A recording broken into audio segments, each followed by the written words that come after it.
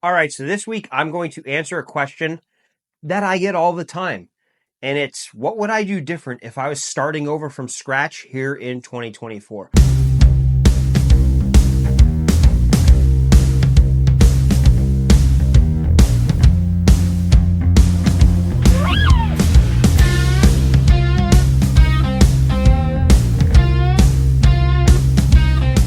All right, so number one thing that I would do if I was starting over as a student pilot in 2024 with 0 hours in my logbook is I would find a CFI that's not chasing 1,500 hours. You want to be the priority. You want someone that's going to take their time with you, show you everything, put safety first, and make sure you, the client, are happy with what you're doing. Um, I'm putting people in a box there, and I understand that. There are plenty of people that are chasing 1,500 hours that will meet those needs. But traditionally, if they're not chasing the 1,500 hours, they're doing this because this is what they want to do for a living, that's going to be a better fit for most people because you're going to get more training, better training, different types of training versus kind of just following a generic syllabus that may or may not touch on anything, or going to some flight schools, I'm not going to name names, that basically will train you up enough just to get through a check ride. That's not good for you as a pilot moving forward. You want to be trained the right way. You want to be trained the safe way. And you want to be able to make those good decisions with safety in mind every time you go up in the air. And if you were trained to just pass a check ride and move on to the next one, there's going to be a lot of gaps in your training that sooner or later, someday down the line, are going to come back to bite you. Because as I like to say, it's not if, it's when that emergency happens. You want to make sure you're prepared for it. So get the best training possible. And my advice with that is go and find someone that's doing this for a living and not just chasing the 1,500 hours so they can go to the airlines. Number two is after you have your instructor picked out, use them, lean on them for that knowledge to go and buy your own airplane. If you have the means to pay for flight school, to get a loan for flight school or something like that, odds are you're going to have the means to buy an airplane. Now, why am I saying buy an airplane? Because you're going to pay for an airplane either way. It's either going to be paying the note or paying yourself back, however it is you choose to buy your own airplane, or you're going to be renting the airplane from wherever you rent it from. Either way, you're paying for an airplane. It might as well be your own. The good thing about buying an airplane is if you buy an airplane, you do all of your training. And a lot of independent CFIs out there will be willing to go and teach you in your own airplane. Most flight schools won't. They're going to want you to use theirs for obvious reasons. They bought their airplanes, they need them paid for. So they're not going to let their instructors go and teach you in your own on the side. A lot of instructors at schools have contracts that say that they can't go and do that. But if you can, get yourself that independent CFI that's willing to do it. Go and buy yourself an airplane. Look at the Cessna 172s, Piper Warriors, Piper Archers, Piper Cherokees. They're all kind of the same thing, those Pipers. Just minor differences. But again, I mean, if you're a small person and you're going to get a small person that's going to be your instructor, look at the Cessna 150 class, 150, 152s. And kind of go that route. But just know that when you get into the 150 class of the one Cessnas, it doesn't have a lot of useful load for as far as weight goes. So if you want me to work with you, I can't. I'm 235 pounds. You sitting next to me, we're going to be overweight. We can't fly that airplane together. So just be aware of those type of things when you are picking out an airplane, the size of you, the size of your instructor.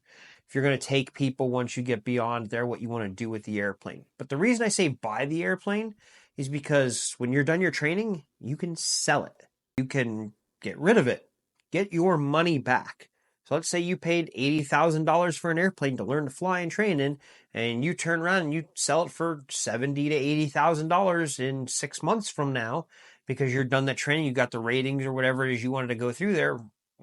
All your real cost is what you use to fly and your instructor. You're getting all of that money back, or you use it as an asset and you turn around and you lease it to a startup flight school. There's startup flight schools out there all over the place, just like mine, that are looking for airplanes.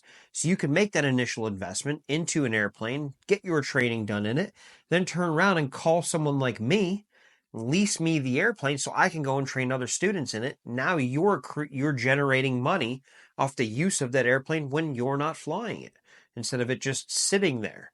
So there's a good option for you too. And again, so it's one is find yourself a CFI that's not chasing 1,500 hours. That's going to put you and your interests first. Next is buy a plane if you can. Use that money. It's a good, sound decision. And number 3, well, this is number 3, but stay tuned. There's going to be a bonus number 4. But number 3 is going to be take your time. Too many students out there, myself included, rush through the ratings. I want to solo in the least amount of time. I want to check ride in the least amount of time. I want to move on with my life. I want to get done. I get it. I did it myself. I hit everything in minimums. And looking back now, I wish I didn't. I wish I took my time and got the extra training going through, because through no fault of my instructors, there were gaps in my training. So now with what I'm doing with the training that I'm providing is I try to fill those gaps for my students, because this is what I've decided I want to do. This is what I enjoy doing. So take your time. Those extra couple hours, that extra 2 or 3 flights, yeah, it's going to suck that you're going to pay that money out that you may not have had to, but you're going to get valuable training within that time. You might see something different than you've seen on any other flights, and you might learn something on that flight that's going to be valuable down the line should something happen to you, whether it's an in-flight emergency, anything else. Soak up that information. Take your time, because at the end of the day, even if you are in a rush yourself to get to the airlines and you're chasing that 1,500, that's the end goal that you want to get to. I'm here to tell you the hours all count the same. Whether you spend 40 hours to get your private or 100 hours to get your private, it's still the private pilot certificate.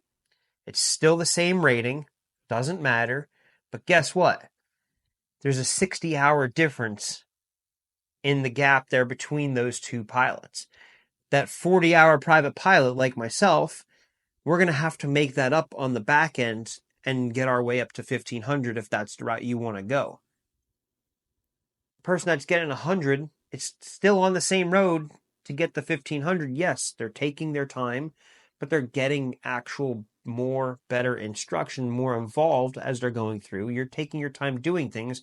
You're going to soak things in better than doing these accelerated programs, 0 to hero in 6 months or whatever it is. Some of these places are out there advertising. So take your time, work your way through, be safe about it. And finally, number 4, even though I said there's only going to be 3, this is the bonus, and this is network more. I made this big mistake going through my training, and I don't want you to make it too. When I was going through my training, I would come into the school, I would meet with my instructor, we would do what we'd have to do, and I would roll. I'd be out the door, headed home. I was head down, concentrating on what I was doing, and just kind of getting through everything that I needed to do. I didn't talk to other instructors. I didn't talk to the people at the front desk really that much. I didn't talk to the other students in there. And boy, what a mistake that was. Why? Because here I am as an instructor starting my own flight school. And guess what? I could use help for different things. Had I done that, I'd have more people I can go to lean on for different areas that I struggle with. I'd be able to call some different people other than my past instructors if I need advice on something, or I have a question that I can't find the answer to. Or you never know, because there might be somebody in that building that's training with you right now that you just kind of pass every day and you don't really notice them. Stop and talk to them, because guess what? Somewhere down the line from now, that person might end up being the hiring manager at a company that you want to go be a pilot for. Don't you think you'd be in a much better position had you struck up that conversation? You got to know them. They know you on a more personal level. So when you go in for that interview, you have a leg up on everybody else, because when your paperwork and your resume comes across their desk and go, oh, I remember Joe. I trained with him. He was a nice guy. He helped me out when I needed help with VORs or anything else, even though he wasn't an instructor. Guess what? Your paper goes to the top of the pile on that one. You're getting a phone call because you spoke to that person. You made an impact on their life and on their training, even if you're not an instructor, and they're going to remember that. I still talk to a lot of my instructors, not as much as we did when I was instructing, but I'll still send them messages. They'll send me messages and stuff like that. But guess what? Those are people down the line someday, should I change my mind and not want to instruct anymore and I want to go a different route, they might be able to help me. They might know someone that can help me. So definitely spend the time, network, help the other people in your school. Because, I mean, let's be honest. If you were in a flight school and you're doing commercial, you're doing instrument or something like that, you were that person that just a few months earlier was sitting there training for their private, struggling with VORs or struggling with steep turns or something like that. Yes, you're not a flight instructor. You can't give flight instruction. But there's nothing that says you can't go over there and kind of help them out and give them some tips and say, hey, you know what, try this next time. This worked for me. Or, hey, think about it this way. This is how it helped me understand it. So do those things. Reach out to the other people that you see in the area. Help them out because, again, you never know where people are going to end up down the line in a few years that might be able to help you or you might be able to help them. So just a real quick rundown again. It's find that CFI, buy yourself a plane if you can. Take your time going through your ratings and your flying, get that training really good, and network your butt off every single time you're around that airport, whether it's maintenance people, pilots, front desk, the owner, random people you see in the parking lot. If you're over at the FBO, talk to the people coming in and out there. You never know who you're going to run into and who might be able to help you down the line or you might be able to help down the line. So I hope that helps for a video for this week. I hope you can use that advice somewhere within your training, especially if you're just getting started. So that's all I have. I will see you on the next video.